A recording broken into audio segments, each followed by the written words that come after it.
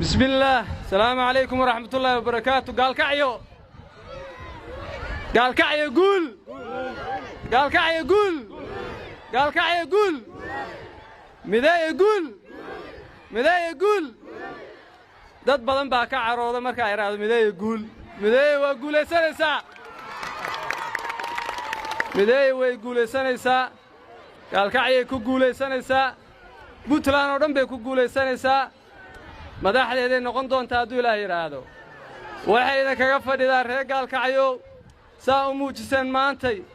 inaad garab taagan tihiin 25 bisha inaad garab istaagtaan oo aad u hiilisaan xildhibaanada idiin soo xulnay kuwaasoo aan ognahay inay karti aqoon iyo hufnaan bay u leeyihiin shaqadan u soo xulnay soo u codeyn maysaan war soo u codeyn maysaan mideeye muxuu kaga duwan yahay ururada kale mideeye waa urur Soomaaliyeed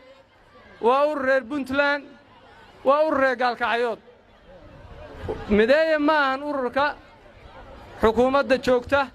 oo wasiiradiisa iyo golaha baarlamaanku ay horboodayaan mideeye waxa horboodaya gabdhaha yaryariiska ah iyo wiilasha yaryar oo idin muuqda warso sida ma ahan mideeye waxa iska leh odayaasha mideeye waxa iska leh dadka masaakiinta ah mideeye waxa iska leh dadka beeraha qota dadka xoolaha raacaya mideeye leh waana guulaysanaya waxaan idinka rabaa mideeye inaad garab istaagtaan intaa kadib walaalayaal waa laga hadlay aad baa looga hadlay waxa ogtihiin Puntland inay tahay hooyadii federaalka waxa ogtihiin Puntland 24 sano ay dhisneed reer Puntland inay ku nabdoonaayeen inay horumar gaareen laakiin waayadii dambe maalintii ka dambeys waxa moodaan neef xarig dhuunta loogu xiray oo la ceejinayo waxaan rabnaa xariggaas inaan ka furno diyaar muutiin waxa ugu sii darneed 4 sano iyo 6 bilood la soo dhaafay reer Puntland waa dad dulqaad badan waa dad dowladnimada jecel wax badan bay u dulqaateen laakiin maanta uma dulqaadan doonaa reer gaalkacyo iyo reer mideeyaba 8 January in wax laga dabdhigo looma dulqaadan doono doorashada madaxweynaha waa inay dhacdaa 8 January 2024 miyaa loo dulqaadan karaa mideeyana u dulqaadan mayso annagana u dulqaadan mayno reer gaalkacyoodna u dulqaadan mayno hal maalin in lagu daro one day in lagu daro diyaar uma nihin maamulkan waa loo soo dhibaatooday wax badan baa hadda laga taariiqooday dad badan baa u dhintay annaga u soo dhibaatoonay yeelimeen in lagu burburiyo dad aan ka warqabin dhibaatooyinka loo soo maray dad iyadoo nimcood helay inay maanta burburiyaan miyaan ka yeelaynaa waa la dagaalameynaa waana hagaajinaynaa Puntlandnimadu waa jiraysaa wixii xunna waa baxayaan Puntland gul Soomaaliya gul waxaan kaloo rabaa inaan wax yar dhambaal aan u diro madaxweynaha Muuse Biixi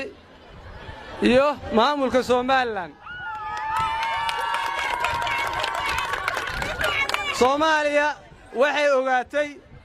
30 sano dagaalka sokeeyay uu socday inaan reer xoog ku haysan kara uusan jirin war muusow ama gooja cadda ku jir ama maanta boorama xabad ka rid Soomaali waa israacaysaa Soomaaliyana waa guulaysanaysaa laascaanoodna cagaheeda ku istaagaysaa wax yar baa dhiman 25 bisha wixii ka dambeeya halkaasaan u jeeysanaynaa haddana waa joognaa Soomaan waa u jeeysanaynaa waa tagay libaaxyada iyo awrta wata ha keenan meesha bal aragna waxay keenaan farasku meel walba Puntland waa taagan yahay waxaan u maleynayaa faras wax gaarana ma jirto calanka mideeye waa astaantiisa faraska u codeeya oo gaalkacyo u codeeya Puntland astaan maxaa astaan u ah hadda faraska waa idin keenaa annaga Soomaalina astaan buu yahay insha Allah guul iyo gobonimo aad iyo aad baa reer gaalkacyo u mahadsantihiin waan idin joognaa waxaan si gaar ah ugu mahadcelinayaa gabdhaha sharafta leh maamooyinkii halkan qorraxda muddada taagnaa oo ka gabiyay kana buraanburi aad iyo aad baa u mahadsantihiin waxaan naga rajaysaan insha Allah waan noqonaynaa gaalkacyo